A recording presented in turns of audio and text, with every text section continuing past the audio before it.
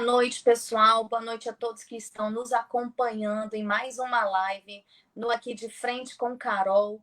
Quero agradecer a disponibilidade por aceitar esse convite. Nós estamos em um momento em que muitas pessoas disseram que era realmente muito necessário falar sobre a questão da saúde mental agora.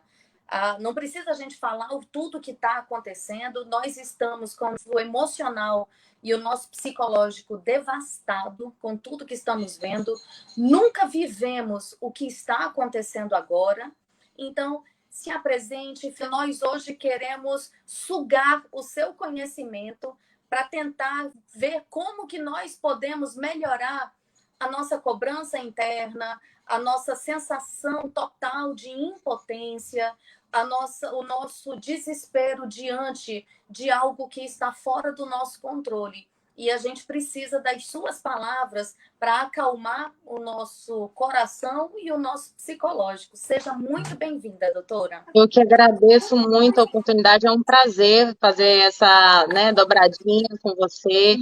Também é um trabalho que eu admiro demais e que bom, a gente poder falar sobre isso e o quanto que é necessário, porque a saúde mental, ela também está em crise nesse momento, né? O medo, o pânico, ele é uma máxima, é uma constante diante do que a gente está vivendo, e principalmente em Manaus, né, doutora?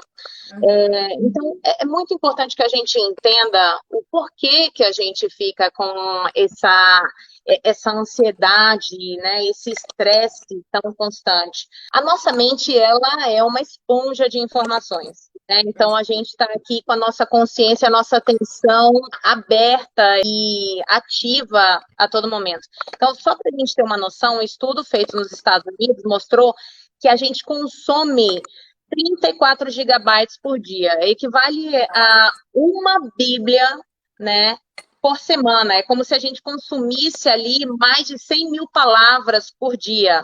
Agora, imagina quando essas palavras, essas informações são informações catastróficas, são informações terríveis, são informações de perda, de ameaça, de desespero de quem está vivendo tão próximo dessa ameaça. Então, nós temos, assim como o nosso organismo, doutora, nós temos um sistema imunológico, que eu posso dizer assim, da mente, para se proteger de ameaças. Então, a mente, ela vai identificando o que é ameaçador e ela fala, corre, foge ou luta. Então, nesse momento, é como se a gente tirasse toda a nossa capacidade de raciocínio, de planejamento, né? E a gente vai tentar dar conta do que é ameaçador. Só que não é um leão, não é um elefante, um urso que está na nossa frente. É um inimigo invisível, né? Então, o que a mente vai tentar fazer?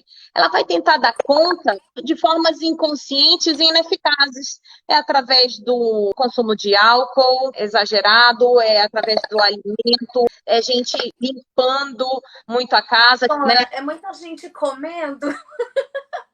Muita gente comendo, tentando dar conta dessas emoções, né? Imagina, o sistema nervoso está dizendo, olha, faz alguma coisa, ativa todo o nosso sistema nervoso, né, que a gente chama de sistema nervoso simpático, parasimpático, ou seja, ativa os nossos órgãos e faz, olha, corre, foge, gera, né, toda essa ansiedade, e a gente tenta escoar de várias formas. O que acontece é que essas formas, elas não são saudáveis muitas vezes. Uma forma que as pessoas estão fazendo é tentar absorver todas as informações que existem em relação à pandemia, na tentativa inconsciente, doutora, de dar conta, de controlar, de se proteger. Não, eu preciso saber o número, eu preciso saber o status disso, eu preciso saber como é que está a situação. E isso faz um efeito inverso. Por quê? Porque ela ardeia mais a mente, porque fala que é mais ameaçador e você não tem controle, gente, não tem controle sobre isso. É uma coisa que está para além da nossa capacidade, do nosso alcance. O que fazer? Ok, então a gente sabe que medo é uma emoção básica, né? A ansiedade, ela é uma emoção, a gente pode falar assim, né? Que aciona todo o nosso sistema nervoso para agir diante de situações estressoras, ameaçadoras. Então, é normal a gente estar vivendo isso. Agora, a forma como você lida que pode estar sendo correta ou não. Como você está lidando com sensações de aperto no peito, falta de ar, hiperventilação, taquicardia, sudorese. Tem gente que está com indisposição, tristeza profunda, choro, irritação, aumento ou diminuição de apetite, alteração no sono. Esses sintomas, eles são sintomas de ansiedade ou sintomas de depressão que estão muito comuns nessa situação que a gente está vivendo. Como fazer para lidar com essas emoções que são básicas? A gente precisa pensar em como ajudar a nossa mente a ajudar a gente. Entendendo que se as informações negativas elas fazem com que a mente fique posta querendo gerar esse controle, eu tenho que contrabalancear com informações mais leves, com atividades que façam com que eu libere essa energia toda que o estresse traz, ou seja, uma atividade física.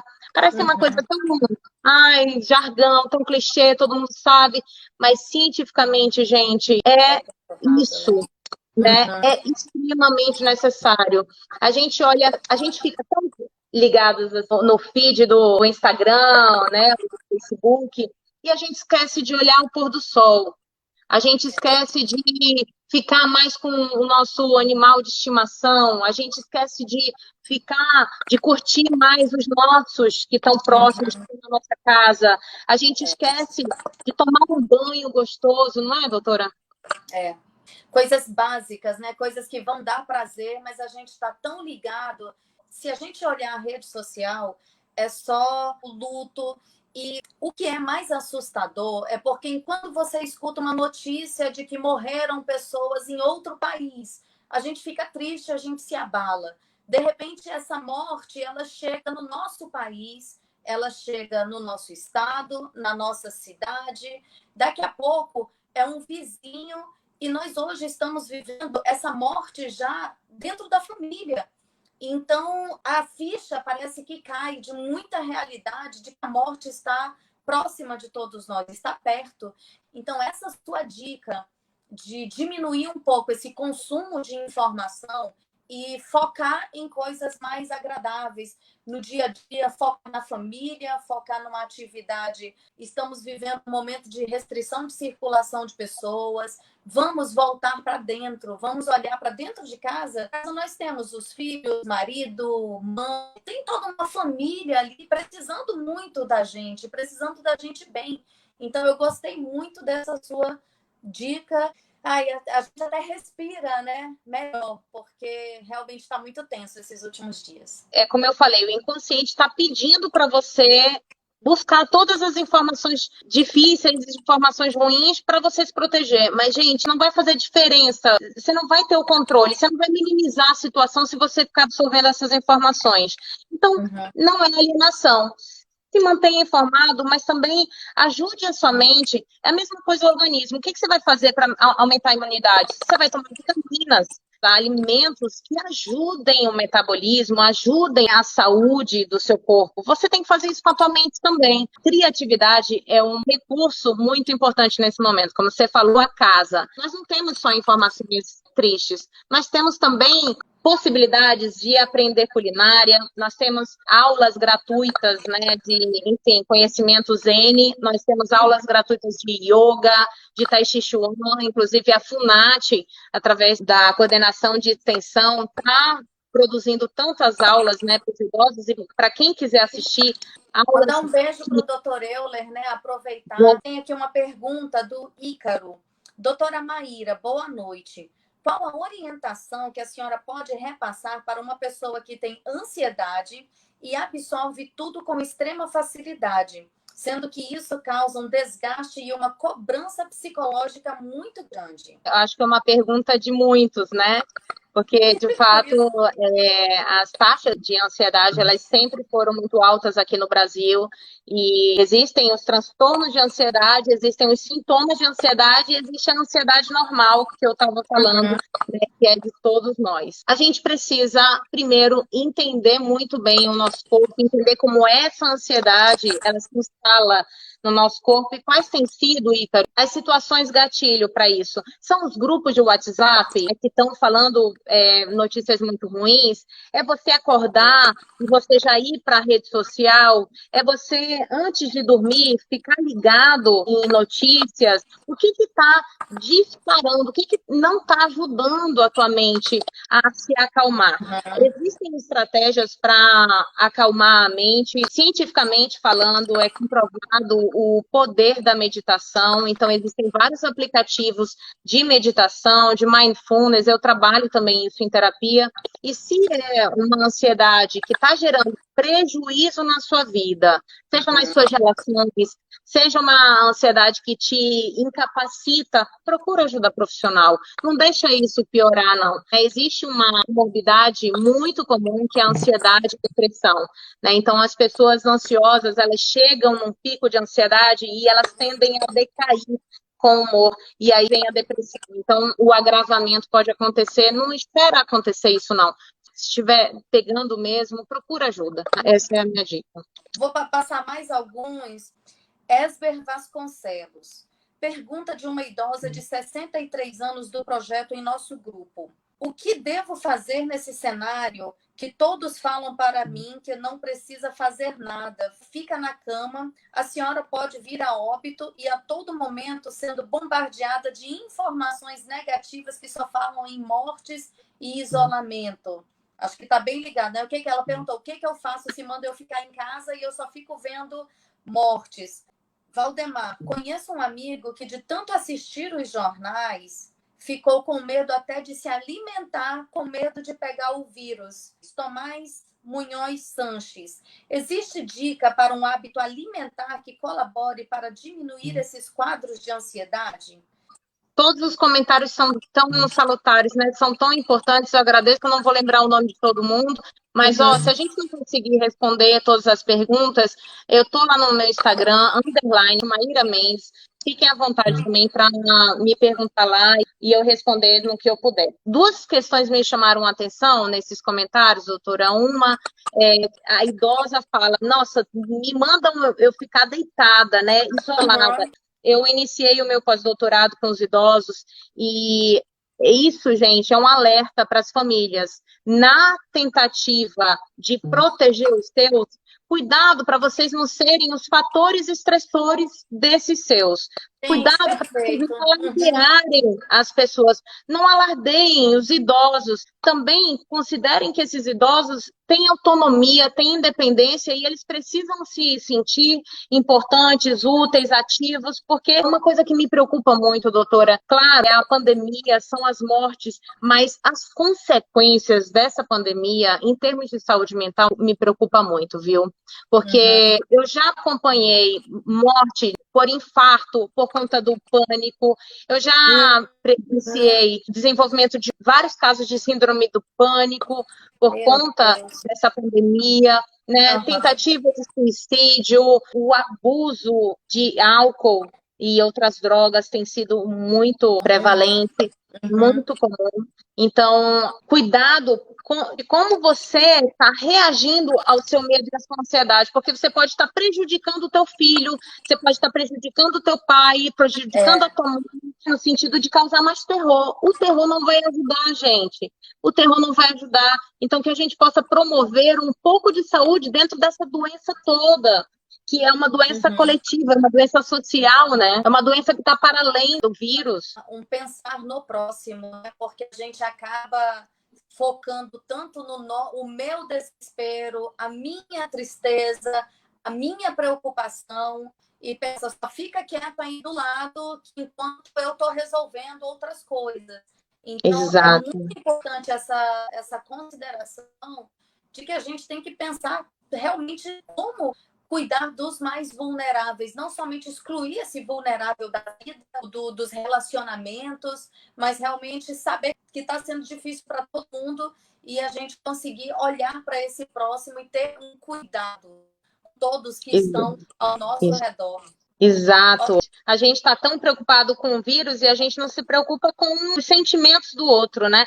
Então, manter a conexão da forma que é possível, né? A gente pode abraçar pelo olhar, pela tela, a gente pode abraçar pela palavra, a gente pode ser um motivo de um sorriso para alguém. Não é contraditório, é necessário nesse momento. A Lili falou uma coisa também que tem sido muito comum, é o quanto que a gente se sente impotente, a gente começa a questionar a si mesmo diante dessa situação. O que eu estou fazendo para ajudar, né? Principalmente os profissionais de saúde, muitos empresários também acabam se questionando. É importante entender que a gente tem um limite.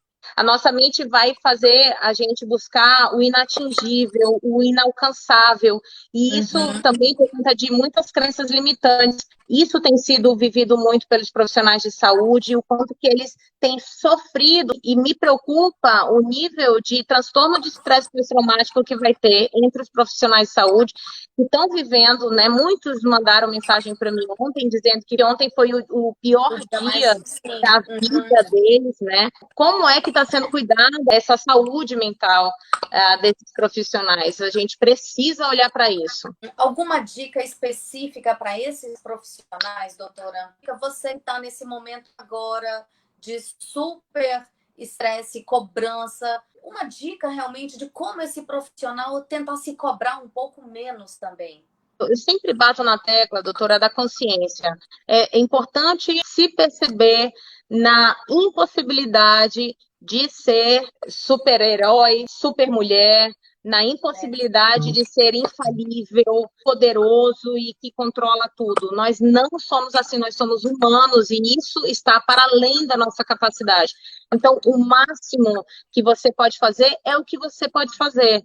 O que isso quer dizer? É que se você não conseguiu, que na verdade não é a sua competência fazer isso, mas se houve um óbito no seu plantão, mas você estava ali, você deu o seu melhor, às vezes é uma palavra, às vezes é o estar do lado, às vezes é um único gesto que faz toda a diferença. E eu tenho visto muito esforço, muita energia dos profissionais em relação a isso, grandes guerreiros nesse momento de todo o Brasil, e é muito necessário perceber que o que você pode fazer é o que você pode fazer, é o que você faz.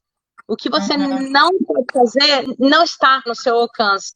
Então, não tem como se cobrar de algo que você não tem esse poder, essa capacidade.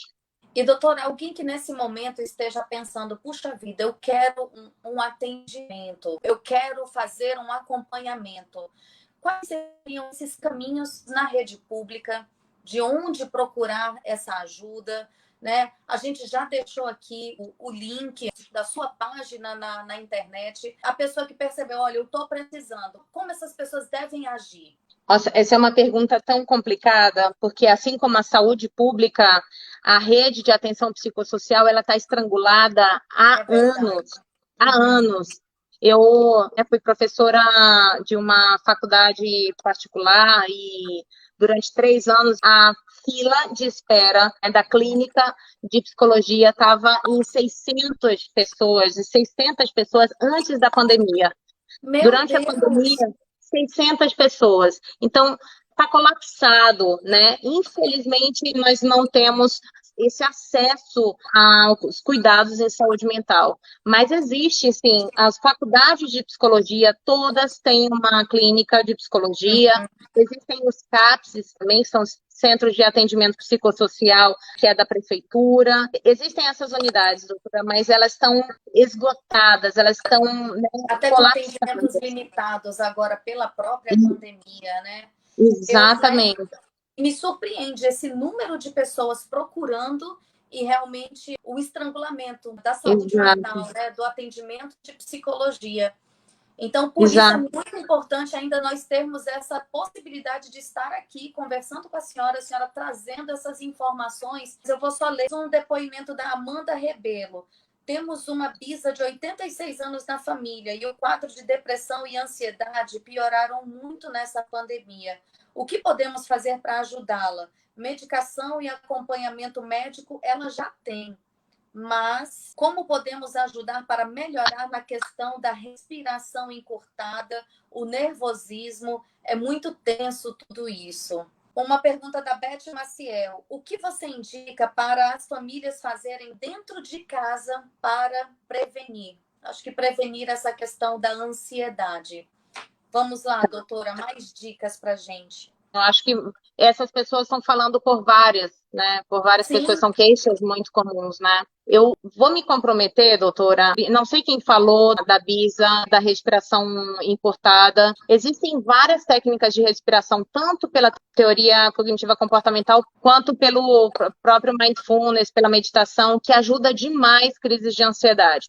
Então, eu me comprometo a fazer um videozinho mostrando umas 3 técnicas de respiração para quem estiver sentindo esse aperto no peito, ou então uma taquicardia, coração acelerado. Acho que fazer em casa isso é muito importante, tá? Preocupação com os familiares, isso tem vindo demais, quanto que os pais estão se preocupando em levar a doença para os filhos ou para os mais velhos. A gente precisa entender que os cuidados, eles são muito importantes. E a gente está aqui com várias informações, vários protocolos de como prevenir a Covid-19. Mas a gente também tem que entender que nós estamos numa fase de contágio comunitário. Então, não daria nem para dizer, epidemiologicamente falando, que uma pessoa foi a responsável pela contaminação da outra, né? Então, não tem como dizer. O vírus está na comunidade, né? Então, cuidado com essas emoções que são tão poderosas, né? A culpa é uma emoção muito poderosa e muito devastadora. O medo também pode gerar pânico, é uma emoção muito devastadora. Então, cuidado para essas emoções não sequestrarem vocês. E aí, como eu falei, vão ficar com a capacidade de raciocínio, né, de confrontação desses pensamentos prejudicada, tá? O que fazer para prevenir a ansiedade? Foi isso a última perguntinha? Ela perguntou como fazer algo em casa. Não foge muito das dicas do que fazer sozinho. Uma grande questão, quando a gente fala de sistema familiar, é a comunicação. Poder ter um espaço para falar também sobre os seus sentimentos, sem julgamento do outro, sem retrucar, isso é importante. Então, ter um espaço de acolhimento desses sentimentos. Agora, também, não focar só nisso. Quais são as atividades que essa família pode fazer juntas para gerar um mínimo de bem-estar subjetivo? E aí é vocês entenderem qual pode ser o momento flow de vocês. É um filme interessante que vocês podem discutir dilemas humanos, é um jogo, é uma meditação familiar, é uma atividade de yoga no YouTube, é vocês cozinharem juntos e vocês aprenderem quais são os alimentos, que aí é uma pergunta da outra ouvinte, os alimentos que podem ajudar na ansiedade, porque sim, os alimentos eles podem aumentar o estresse, eles podem aumentar o nível, né, de cortisol, podem aumentar o nível de saciedade ou diminuir. Enfim, nós somos um ser biopsíquico, social, espiritual, então a gente precisa olhar para essa roda da vida e entender o que vocês estão fazendo com a espiritualidade de vocês, gente. Eu não estou falando de religião necessariamente, né, doutora? Eu estou falando dessa conexão com o maior, com o divino, com algo que está para além daqui da gente. É muito importante a gente viver essa espiritualidade, é uma fatia da nossa vida. Como é que vocês estão vivendo o lado social de vocês? Com esse isolamento, sim, é através de lives, de interação, é através de chats, é através de ligação para os familiares, é como vocês estão vivendo essa conexão social. Interessante a gente se reinventar, né? Exatamente. Então, é a criatividade, o recurso muito importante, porque é um novo jeito de agir, mas com o mesmo foco, cuidar da sua saúde física, cuidar da sua saúde mental. E também, às vezes, a gente pensando aqui num trabalho em casa, que é no home office, é também entender como é que vive essa área profissional num outro contexto, de uma outra forma, né? Usando a criatividade. E eu gostei quando a senhora falou, né, do não julgar, porque a gente tem que sempre valorizar o que às vezes para a gente não é importante, não é complicado. De repente, para aquela outra pessoa está sendo difícil superar, está sendo difícil. Então, não é dizer, ah, você está triste, isso é frescura, isso é mimimi, entendeu? Não fazer esse pouco caso. Então, achei muito importante, quando a gente estiver nessa relação familiar, a gente realmente valorizar o sentimento do outro. Porque por mais que você diga, não, aquilo que você está sentindo não é motivo para tudo isso. Mas calma, aquela pessoa, deixa ela desabafar, né? Para ela aquilo é realmente importante. E a gente vê pessoas que já tinham outros problemas e que agora com a pandemia se sentiram ainda agravados. Eu vou ler o comentário aqui do Sander. Faço acompanhamento psicológico e psiquiátrico e adquiri ansiedade devido aos problemas do trabalho e da vida. Porém, parei esses acompanhamentos devido à pandemia.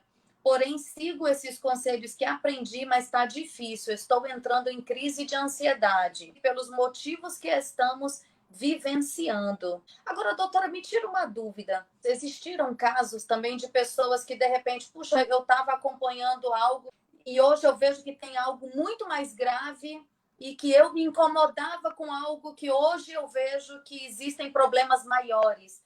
Isso passou pelo consultório? Nossa, aconteceu demais isso e foi tão incrível compartilhar desses momentos de reflexão, porque eu acompanhando, né, alguns pacientes que já estavam ali se arrastando de um caso de depressão, ou de falta de propósito, ou de ansiedade, e a pandemia fazer com que eles olhassem com uma outra perspectiva. Mas peraí, não é tão não é tão assim. nebuloso, não estava tão nebuloso assim, né? Isso é muito legal, porque a mente, ela é fantástica. Eu sou fãzaça da mente. Apesar de ela dar algumas armadilhas pra gente, mas ela sempre vai querer a sobrevivência, ela vai querer proteger a gente, ela vai querer dar ali uns caminhos de defesa. Então, no momento em que a pessoa estava se sentindo fragilizada e que o inconsciente fala, não, você precisa se proteger, você precisa reagir, para algumas pessoas esse processo foi de ressignificação e foi muito bacana ver isso. Uma coisa importante que me entristece, doutora, é que nesses casos de pânico, né, em que, por exemplo, nossa, houve uma queda no orçamento, houve um isolamento, primeira coisa que as pessoas tendem a fazer é não cuidar da saúde física, da saúde mental, quando que seria prioridade cuidar disso. Então, a gente precisa ajudar a nossa mente a realmente avaliar quais são as prioridades nesse momento. O que vai ser muito importante para você? Existem estratégias para isso. O atendimento online não só já é reconhecido, já faz bastante tempo pelo Conselho Federal de Psicologia, mas nós temos profissionais qualificados em Manaus, no Brasil todo, e é um recurso, né? Nós temos várias plataformas que a gente pode estar aqui ajudando os pacientes a passarem por uma situação que é, de fato, desafiadora. E se você estava num tratamento e você teve uma melhora e agora está difícil, entrou numa crise, não acha que você regrediu, não. A crise que você está vivendo não te desmerece, não tira o seu progresso terapêutico, de modo algum. É que a vida, ela é assim, ela oscila, né? É uma montanha russa. E que nós estamos passando por uma situação em que está tudo bem, também não está bem. Não está sorrindo todo o tempo, está tudo bem ficar com medo. Porque são emoções básicas. Uma dica aqui da Natércia. Descobri um canal na net sobre paisagismo e casas brasileiras. Estou gostando muito. Interessante, olha, a pessoa tentando descobrir, encontrando formas de desopilar a cabeça, assim. Eu tenho uma paciente também, doutora, que se descobriu na cozinha. Agora ela está aprendendo várias receitas, né, de comida fit. Então, se descobrindo uma MasterChef. tem uma outra paciente também que está se descobrindo no ukulele, que é aquele instrumento de corda, e está gostando demais. Mas para responder a sua pergunta, se está sendo comum esse trabalho, né, demasiado em casa, o que que acontece? O cérebro, ele vive na base do aprendizado. Então, ele vai entender, se você começa a trabalhar em casa, ele vai entender que a mesa da tua sala de jantar é o teu escritório, se você estiver trabalhando nele. Ele vai entender que a tua mesa do teu quarto, que você está trabalhando lá, o teu quarto não virou mais um lugar de descanso, ele virou um lugar de foco, de atenção, de trabalho. Então, é muito importante, principalmente para as pessoas ansiosas, que seja criada uma rotina. É uma rotina diferente, Maíra? É uma rotina diferente, mas é importante que você discipline e programe o teu cérebro para entender que você começa a trabalhar às 8 e você para de trabalhar às 5, para de trabalhar às 6 da tarde. É importante que você dê pistas para o teu cérebro que a coisa mudou, apesar de você estar no mesmo ambiente. O que isso quer dizer? A roupa que você usa, evite, na verdade, usar a mesma roupa que você está descansando, da roupa que você está trabalhando, porque o teu cérebro está falando bem assim, mas como assim? Você estava descansando, e agora você quer atenção, você quer um foco maior do teu cérebro. Então, nada de passar o dia de camisola, né, doutora? Não. Essa coisa de esses vídeos de milionários falando, ai, ganhe dinheiro com um pijama, não faz isso que o teu cérebro não entende. Não, procura não fazer isso. Gente, essa dica é maravilhosa. Dê pistas para o teu cérebro, né? Se arruma para que a sua mente entenda, opa, que você precisa de mais atenção, a tua postura, né? O que você come. Procure evitar fazer a sua refeição no mesmo lugar que você trabalha, porque senão o teu cérebro fica confuso. Você vai comer agitado, pensando no teu trabalho. Então, ajuda o teu cérebro, porque ele é muito inteligente, mas às vezes ele é 010101, entendeu? Pequenas coisas que a gente não percebe, mas realmente é isso. A gente fica agitado realmente, se vai comer na mesa de trabalho, a gente não senta para comer, é diferente Exato. mesmo. E eu acho, quando a senhora falou da questão do desafio, né, de uma nova... Eu acho que o nosso cérebro ele é muito movido a desafios. Então, a gente precisa ter algo para se superar a cada dia. E esse aprendizado, né? Vamos supor, eu vou fazer uma pintura. Poxa, cada dia você tem um desafio de terminar um pedaço diferente daquilo, ou vai cozinhar. Algo que muda, o teu cérebro sai daquela caixinha e ele precisa se adaptar a um novo desafio. Então, a gente precisa realmente estimular o nosso cérebro a ter interesse, a gente se interessar, sair daquela faixa que a gente está meio que... Parece que a gente está anestesiado com tanta coisa. Ou falo por mim, a gente está naquela, eu preciso fazer mais, e o tempo todo a gente busca novas atividades, uma campanha de doação. Então, assim, a gente quer sempre fazer mais. Mas o que a senhora falou, a prioridade é a nossa cabeça. Porque se a gente não tiver bem, nada vai funcionar. Nenhum desses outros planos, desses outros projetos. Então, realmente, é preciso olhar para dentro, olhar para si. Primeiro, cuidar da nossa cabeça. Você escolhe como alimentar a sua mente. Você diz para a sua mente o que é importante armazenar na mente. E existe um sistema que se chama sistema de ativação reticular, que fica abaixo aqui do teu crânio, no tronco encefálico, que fala bem assim, olha, isso é importante, armazena, considera isso aqui. Ou então, eu pergunto para vocês estão colocando atenção para onde? É só para coisa negativa? Então, vocês vão viver, vocês vão ser sequestrados emocionalmente para as coisas negativas. Vocês estão desviando e colocando a atenção para coisas positivas, então vocês estão alimentando, assim como o corpo de vocês, estão alimentando também a mente de vocês para as emoções positivas. Gostei dessa frase, né? Como é o sequestro? É um sequestro emocional, né? O Daniel Goleman que fala isso, é o que teorizou a inteligência emocional. E, de fato, você é sequestrado a ponto de você inibir a ativação do cérebro na parte do planejamento, do raciocínio, a avaliação das possibilidades da tomada de decisão. É um sequestro real. E que nesse momento, doutora, é prejudicial também, né? E fala aqui para a gente sobre essa questão de que nós precisamos estar bem para tomar as decisões. Quando a senhora falou desse sequestro e a gente precisa decidir sobre uma internação, sobre uma medicação, a gente precisa estar bem para tomar as decisões.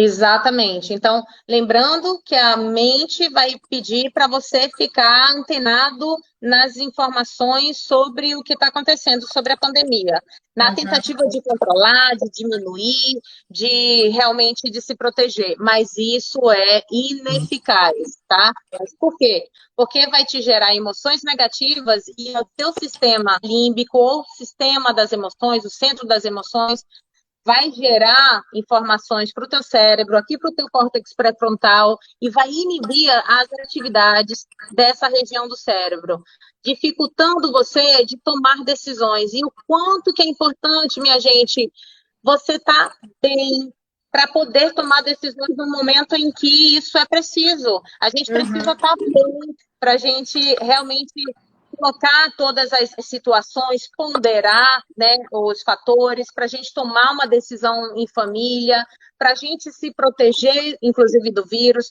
porque tem gente que está tão desesperado que acaba, no desespero, nem se percebendo sem a máscara, nem se percebendo sem usar o álcool em gel, né, porque está tão dentro da cabeça, diante dos pensamentos acelerados, que isso dificulta até a prevenção. Isso tudo fala sobre o sequestro emocional. Doutora, muito obrigada. Eu lhe digo que eu estou saindo melhor dessa nossa conversa. Foi muito bom. Obrigada pelas informações com tanta qualidade que a senhora trouxe hoje para a gente. Eu que agradeço demais a oportunidade, vou repetir, sou fã do seu trabalho, né, acompanho demais, então é uma satisfação estar aqui contigo falando sobre esse assunto tão importante. Gente, eu estou à disposição, a minha clínica se chama Mental Espaço Terapêutico, fica lá no Atlantic Tower, do lado do Milênio. Nós temos uma equipe multiprofissional também, com psiquiatras, nutricionistas, né, neurologistas, enfim, temos várias especialidades e contatem a gente, se protejam, cuidem da sua saúde física, mas também ajudem a própria mente a ajudar vocês. Beijo para todos vocês. Muito obrigada. Um beijo, tchau, tchau. Gente. Obrigada. Tchau, tchau. Tchau, tchau.